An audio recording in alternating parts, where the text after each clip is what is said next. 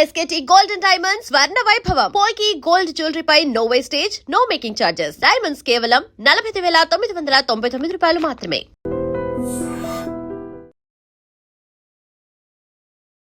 నమస్తే, welcome to I dream. నేను వలి. తమిళనాడు రాజకీయాల్లో మరొక సంచలనం నమోదు కాబోతోందా? ప్రస్తుతం సోషల్ మీడియా వ్యాప్తంగా తమిళనాడులో దీని మీదే చర్చ జరుగుతోంది. హీరో ధనుష్ కూడా రాజకీయ ఎంట్రీ ఇవ్వబోతున్నాడు అని. ధనుష్ ఒక కార్యక్రమంలో పార్టిసిపేట్ చేశాడు. వాళ్ళ అభిమానులందరూ కలిసి ఒక రక్తదాన శిబిరం ఏర్పాటు చేశారు. దానికి హాజరైనటువంటి ధనుష్ కొన్ని కీలకమైనటువంటి వ్యాఖ్యలు చేశాడు. దీని చుట్టూనే ప్రస్తుతం తమిళ రాజకీయాల్లో తీవ్రమైనటువంటి చర్చ జరుగుతోంది. అతను ఏమన్నాడు అంటే, మీరందరూ కూడా ఇంతమంది ఈ కార్యక్రమానికి వచ్చి ఇంత ఐక్యతగా ఉండి ఈ కార్యక్రమానికి వచ్చారు అంటే ఈ ఐక్యతకి ఒక శక్తి ఉంది. కాబట్టి ఈ ఐక్యతని అట్లా వదిలేయద్దు. ఒక లక్ష్యాన్ని ఏర్పరచుకుంటే డెఫినెట్గా ఈ ఐక్యతకి ఈ శక్తికి ఒక అర్థం పరమార్థం ఉంటుంది. మీరందరూ కూడా సామాజిక కార్యక్రమాలు మొదలుపెట్టండి. మీకు తెలిసిన వాళ్లకు, లేకపోతే మీ గ్రామంలో కావచ్చు, మీ చుట్టుపక్కల కావచ్చు, ఎవరైనా సరే ఇబ్బందులు ఉంటే ఆ ఇబ్బందిని తొలగిపోయే విధంగా, వాళ్ళ సమస్యలు పరిష్కారం అయ్యే విధంగా మీ వంతుగా ధనుష్ అభిమానిగా మీరు అలాంటి కార్యక్రమాలు చేస్తే నిజంగా చాలా గొప్పగా ఉంటుంది. చాలా గొప్ప మార్పు సమాజంలో తీసుకొచ్చిన వాళ్ళం అవుతాం. నేను కూడా మీ పేరును పెంచే విధంగా, మీ పేరు ప్రతిష్టలు పెరిగే విధంగా ధనుష్ అనేటువంటి వ్యక్తి ఒక నూతన ఉత్సాహంతో, ఉత్తేజంతో మరిన్ని సేవా కార్యక్రమాలు చేయడానికి ముందుకు వస్తాడు. కాబట్టి డెఫినెట్గా మీరందరూ కూడా అలాంటి సేవా కార్యక్రమంలో పార్టిసిపేట్ చేయండి. ప్రజల బాగు కోసం, ప్రజలకు మంచి చేసే దాంట్లో భాగంగా మీకు తెలిసిన వాళ్ళకి మీకు చేతనైనంత సాయం మీరు చేస్తూ పోండి. నా వంతు ప్రయత్నం నేను కూడా చేస్తా. మీరు అలా చేస్తారని అనుకుంటున్నాను. ఎందుకంటే ధనుష్ అభిమాని ప్రతి ఒక్కడు కూడా కష్టపడేవాడు ఉంటాడు, ప్రజలు మేలు కోరేవాడు ఉంటాడు, ప్రజలకు సేవ చేసేవాడు అయి ఉంటాడు అన్నది నిరూపించాలి. మీరు ఆ రకంగా నిరూపిస్తారు, అలాంటి కార్యక్రమాలు చేస్తారని చెప్పి ఆశిస్తున్నాను అని ఇలాంటి వ్యాఖ్యలే చేశాడు ఆ కార్యక్రమంలో. సో ఇదొక రాజకీయ ప్రసంగంగా చాలా క్లియర్గా ప్రతి ఒక్కరికి కూడా అనిపిస్తోంది. సో డెఫినెట్గా ధనుష్ కూడా భవిష్యత్తులో రాజకీయ ఎంట్రీ ఇచ్చేస్తున్నాడు అనేది కూడా చాలా స్పష్టంగా ధనుష్ అభిమానులే కాదు, సోషల్ మీడియా వ్యాప్తంగా అక్కడ ప్రతి ఒక్కరు కూడా విజయ్ బాటలోనే ధనుష్ కూడా రాబోతున్నాడు. Dhanush political entry almost confirm అయిపోయింది. సో గ్రౌండ్ ప్రిపేర్ చేసుకుంటున్నాడు. సో కాబట్టి అభిమానులకు ఆ రకమైనటువంటి సూచన, సలహా చేశాడు అనేది కూడా ఇక్కడ క్లియర్గా అర్థమవుతుంది. సో అతని టార్గెట్ ఇది 2026, అంటే 2031. 2031లో తమిళనాడులో జరిగేటువంటి అసెంబ్లీ ఎన్నికల టార్గెట్గా ఇప్పటి నుంచే హీరో ధనుష్ పావులు కదుపుతున్నాడు అన్నది కూడా చాలా క్లియర్గా చాలామందికి అర్థమవుతున్నటువంటి విషయం. మనకు తెలుసు, ఇప్పటికే చాలామంది హీరోలు తమిళనాడు రాజకీయాల్లోకి వచ్చారు.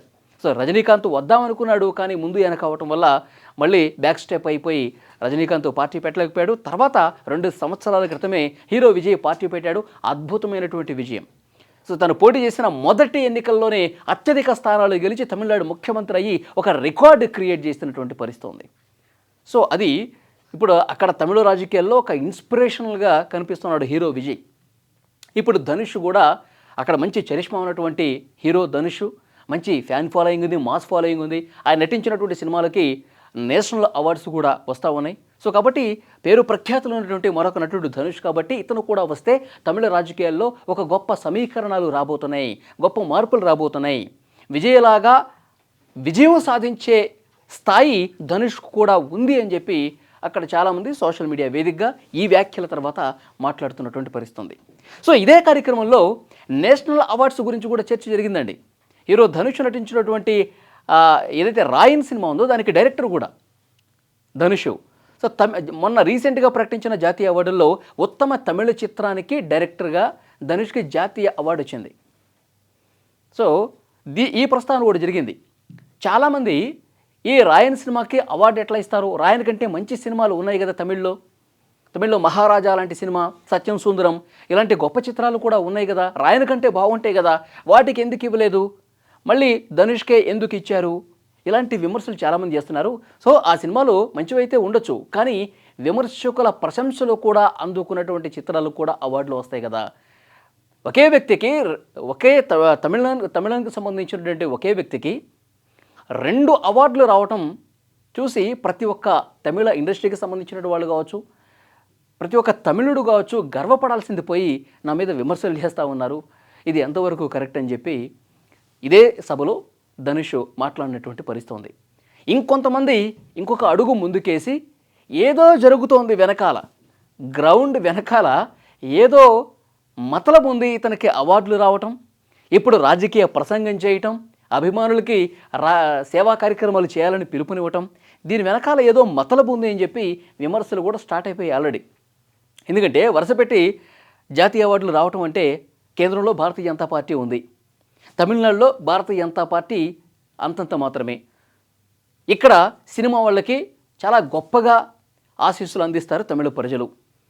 సినిమా వాళ్ళకి ఒక మంచి ఫాలోయింగ్ ఉంటుంది, జనాల్ని ఒక సమీకరించడంలో అద్భుతంగా జనాల్ని కార్యక్రమాలకి తీసుకురావడంలో, ఓట్లు వేయించుకోవడంలో గొప్ప పేరు ప్రఖ్యాతులు సినిమా హీరోలకు ఉంది. కాబట్టి మనకు కూడా ఒక మంచి హీరో ఉంటే బాగుంటుంది, మన పార్టీకి సంబంధించి, మన పార్టీకి కావచ్చు, మన పార్టీకి అనుబంధంగా కలిసి పనిచేసే వ్యక్తులు ఒక హీరో అయితే బాగుంటుందని చెప్పి భారతీయ జనతా పార్టీ ఏమన్నా ఆలోచన చేసిందా? దాంట్లో భాగంగానే హీరో ధనుష్కి సపోర్ట్ చేస్తూ ఈ విధంగా అవార్డులు ఏమన్నా ఇప్పిస్తుందా? భవిష్యత్తులో ధనుష్ పెట్టే పార్టీ భారతీయ జనతా పార్టీకి దగ్గరగా ఉండే అవకాశం కనిపిస్తుందా? భారతీయ జనతా పార్టీ కనుసన్నల్లోనే ధనుష్ నడుచుకునే అవకాశం కనిపిస్తుందా? సో ఇలాంటి ఈక్వేషన్స్ అన్నీ కూడా ప్రస్తుతం చర్చల మీద చర్చలకు వస్తూ ఉన్నాయి. ఎందుకంటే అంతకంటే మంచి సినిమాలు ఉన్నా కానీ ధనుష్కే జాతీయ అవార్డు ఇవ్వటం ఏంటి? దీని వెనకాల రాజకీయ కారణం డెఫినెట్గా ఉండే ఉంటుందని కూడా చర్చ చేస్తూ ఉన్నారు. సో ఏదేమైనప్పటికీ నిన్న అతను చేసినటువంటి, ఇప్పుడు భారతీయ జనతా పార్టీ ఉందా లేదా అన్నది కూడా కాలమే సమాధానం చెప్తుంది.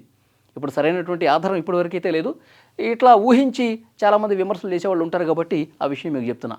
సో ఏదేమైనప్పటికీ hero Dhanush political entry almost confirm అయిపోతున్నా. ఆయన డెసిషన్ తీసుకున్నాకే అభిమానులతో ఈ విధంగా కామెంట్స్ చేశాడన్నది కూడా క్లియర్గా అర్థమవుతుంది. ఈ వీడియో చూస్తున్న ప్రతి ఒక్కరు కూడా కామెంట్ చేయండి, హీరో ధనుష్ నిజంగా రాజకీయ పార్టీ పెడితే ఏ విధంగా ఉండబోతుంది? విజయలాగే అద్భుతమైనటువంటి విజయం నమోదు చేసే ఛాన్స్ ఆయనకుందా? ఎందుకంటే గొప్ప పేరు మోసిన పార్టీలు ఉన్నాయి ఆల్రెడీ, డిఎంకే, అన్నా డిఎంకే, ఇప్పుడు టీవీకే హీరో విజయ్ది. ఇప్పుడు మళ్ళీ ధనుష్ ఎంట్రీ ఇస్తే అవకాశం ఉంటుందా? భారతీయ జనతా పార్టీతో నిజంగా ఆయన కలిసి ప్రయాణం చేస్తే అవకాశాలు ఉంటాయి ఆ ధనుష్కి. మీ అభిప్రాయం కామెంట్ చేయండి. Thank you.